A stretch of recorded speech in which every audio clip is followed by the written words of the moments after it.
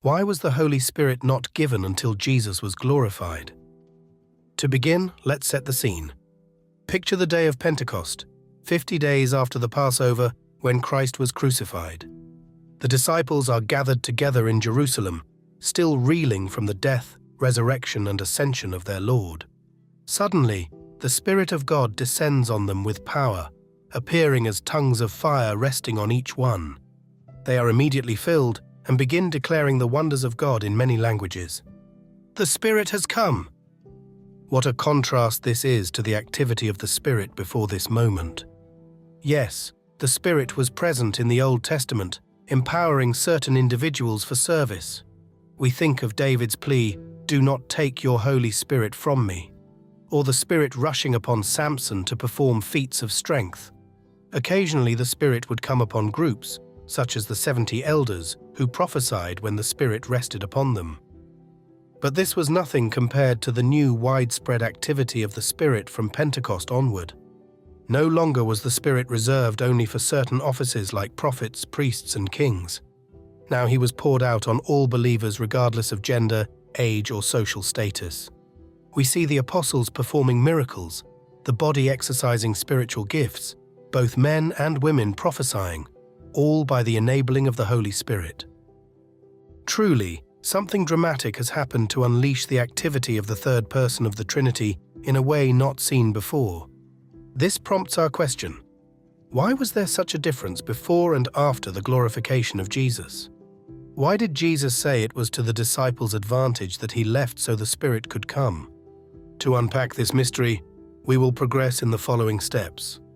First, we will survey the more limited work of the Spirit in the Old Testament. Second, we will clarify the identity and role of the Holy Spirit. Third, we will examine what changed through the glorification of Jesus to unleash the Spirit. And fourth, we will portray the dramatic coming of the Spirit at Pentecost.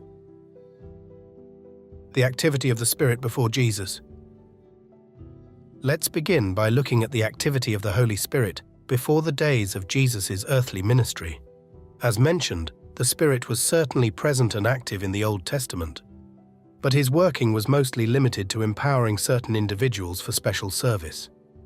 For example, the Spirit rushed upon David at his anointing by Samuel, and then later departed from King Saul when he rebelled against God. The Spirit enabled prophets like Ezekiel to prophesy. The Spirit even empowered craftsmen like Bezalel to have supernatural skill. Occasionally, the Spirit would come upon groups, as when the 70 elders prophesied after the Spirit rested upon them. But this selective activity of the Spirit stands in stark contrast to what happens after Jesus' glorification. The Spirit did not indwell each and every Old Testament believer. His enabling power was not widely dispersed to all God's people. Yes, the Spirit was present, but his activity was extremely limited compared to after Pentecost. In fact, for much of Israel's history, we see a depressing picture of spiritual deadness, rebellion, and false religion. Despite having the law and the prophets, most of the nation languished in idolatry and injustice. Where was the vibrant spiritual life produced by the Spirit of God? Why did the law prove powerless to produce true heart obedience? The answer is that without the internal renewing work of the Spirit, even God's holy law could not enable his people to walk in his ways. Mere external commandments could not transform hard hearts. Just as a body without the Spirit is dead, so Israel often seemed lifeless and disobedient without the quickening of the Spirit. This limited activity of the Old Testament Spirit prompts our question: why could he not be given fully until Jesus was glorified? What changed that unleashed such a dramatic new work at Pentecost? We must understand the identity and role of the Spirit himself to make sense of this mystery. The identity and role of the Holy Spirit. So who is this Spirit? In many places, the Bible clarifies for us that despite the diverse workings of the triune God, there is only one Holy Spirit. When Peter confronts Ananias, he says, "Why has Satan filled your heart to lie to the Holy Spirit? You have not lied to men but to God." The Spirit is equated with God himself. Paul says in 1 Corinthians 12, "The same Spirit, the same Lord, the same God who empowers them all in everyone. The Spirit is one with the Lord Jesus and with God the Father. This means the Spirit is not some impersonal force or agent separate from the Godhead. He is in fact the very presence of God Himself, active in our world. Why does this matter?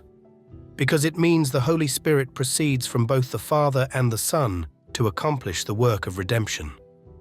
Jesus reveals this close relationship when He calls Him the Spirit of truth who proceeds from the Father. The Spirit eternally exists with the Father and the Son. And what's more, the Spirit has been sent by the Son to bring us into the truth. That's why Romans 8 says the Holy Spirit is both the Spirit of God and also the Spirit of Christ.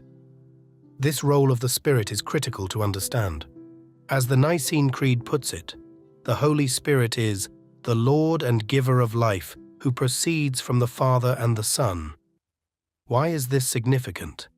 Because it shows the Holy Spirit is the active power of God by whom the Son accomplishes the work of creation and redemption. We see this vividly in the incarnation. Matthew 1 tells us Mary conceived Jesus by the Holy Spirit. The Spirit overshadowed her to form the embryo of the Son in her womb. The Spirit was the active agent of the Godhead enabling the incarnation. But why was this necessary? For the Son to become one of us, He had to set aside the glory He enjoyed from eternity with the Father. Though still retaining His divine nature, Christ veiled it under full humanity. The eternal Word became flesh and dwelled among us. Jesus laid aside the continuous full exercise of His divine attributes, submitting Himself to the weakness of the human condition. But the plan of redemption required the Son who was made like us to be exalted again to glory through obedient suffering. Christ had to fulfill all righteousness on our behalf, die for our sins, rise victorious over the grave, and ascend to the Father's right hand. Why? So that as man's representative, He could be glorified as head over all things for His body, the Church. This glorification is critical. Remember that the Spirit's role is to bring about the work of redemption through the Son. For the Spirit to be fully given, the Son had to finish His work and be glorified as the exalted God-man reigning over creation. The requirement of glorification. This brings us to the necessity of the Son's glorification for the Spirit to be fully given. Let's explore this in more depth. First, we must understand the depth of glory that Jesus laid aside at the incarnation. Paul captures this in Philippians 2 when he says Christ, being in very nature God, did not consider equality with God something to be used to His own advantage. Rather, He made Himself nothing by taking the very nature of a servant, being made in human likeness. The eternal Word enjoyed the full glory and adoration that comes with being the second person of the Godhead. Yet He willingly emptied Himself of the continuous outward display and exercise of this divine glory, taking on the humility of a servant constrained in bodily form. The incarnation did not mean Christ surrendered His divine nature. He remained fully God. But it did entail a veiling of that glory in taking on human limitations. Second, for the Spirit to fully proceed through the Son had to be glorified again in His humanity. Why? Because redemption requires not just the incarnate life, but the exalted, glorified life of Christ. For Christ to live, die, rise, ascend, and reign as the God-man, He had to attain His original glory again as the crucified and risen conqueror. Remember, the Spirit's role is to bring about the Son's work. All the redemptive work of Christ is applied by the Spirit, whether His life, death, or exaltation. But for the Spirit to bring these to bear on us, Christ had to attain the full glory capable of redeeming and transforming people. His glorification enables our glorification. This explains Jesus' words. When the Spirit of truth comes, He will guide you into all the truth. He will glorify me because it is from me that He will receive what He will make known to you. All that belongs to the Father is mine. That is why I said the Spirit will receive from me what He will make known to you. John 16:13-15. Do you see the sequence? Jesus pours out the Spirit from the Father on us only after being himself glorified. His finished work of redemption, proven by the resurrection and ascension, become the foundation for the Spirit's full activity in applying salvation. Just as the incarnation was the means for atonement, the glorification is the means for the Spirit's outpouring. Third, this glorification happened through the resurrection and ascension. At the cross, Christ announced, "It is finished." His atoning work was completed, and the Father approved this by raising him from the dead and seating him at his right hand. Jesus said in John 17:5, "And now, Father, glorify me in your presence with the glory I had with you before the world began." The Father answered this prayer by exalting Christ back to heavenly glory. We see this dramatically in Philippians 2:9-11. "Therefore, God exalted him to the highest place and gave him the name that is above every name, that at the name of Jesus every knee should bow, in heaven and on earth and under the earth, and every tongue acknowledge that Jesus Christ is Lord, to the glory of God the Father." Why is Jesus exalted? Because his obedient mission is accomplished. The suffering servant who was made like us is now crowned in glory as conquering king and heavenly high priest. Seated with supreme authority, the God-man rules over all creation for the sake of his body, the Church. This glorification enables Christ to send his Spirit to apply the benefits of his finished work. Having conquered sin and death, he now rules and distributes the spoils. And the first fruits of this is sending his Spirit into our hearts to transform us into his image. The Spirit unleashed at Pentecost. Therefore, brothers and sisters, the stage was now set for the outpouring of the Spirit. Christ had finished his mission, been raised to life and exalted to the highest place. As the God-man reigning in heaven, he could send his Spirit in power upon his waiting people. No longer was the Spirit's activity limited and selective as it was under the Old Covenant. Now Christ could pour out the Spirit in fullness on all his people. And that is exactly what we see in Acts 2 at the Feast of Pentecost. Remember, this was 50 days after Passover, when Jesus was crucified as the final sacrifice for sins. Just as God came down to meet Moses on Mount Sinai at Pentecost to give the old law, now he would meet his people to give his Spirit to write his law on their hearts. The disciples were all gathered together in one place, waiting as Jesus had commanded them. Suddenly, the sound of a violent wind roared from heaven and filled the house. What looked like tongues of fire came down and rested on each of them. And immediately they were all filled with the Holy Spirit and began speaking in other tongues. The curse of Babel was reversed as the gospel was proclaimed in all the languages of the world. Peter stood up and preached the first Christian sermon, proclaiming Jesus as both Lord and Christ. 3,000 people were added to their number that day. These new converts immediately devoted themselves to the apostles' teaching, to fellowship, breaking bread and prayer.